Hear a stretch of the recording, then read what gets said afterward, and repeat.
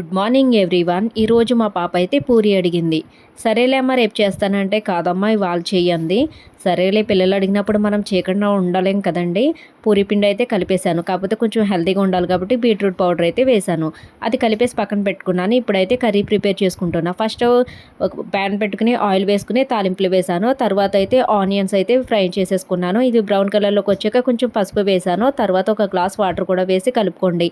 ఈలోగా శనగపిండి అయితే కలుపుకొని పక్కన పెట్టుకున్నాను. దాన్ని కూడా అందులో వేసేసి కలిపేసుకున్నాను. 10 మినిట్స్ ఉంచుకుంటే కర్రీ అయితే రెడీ అయిపోతుంది. కర్రీని పక్కన పెట్టేసుకుని అదే ప్యాన్ మీద ఆయిల్ పెట్టేశాను.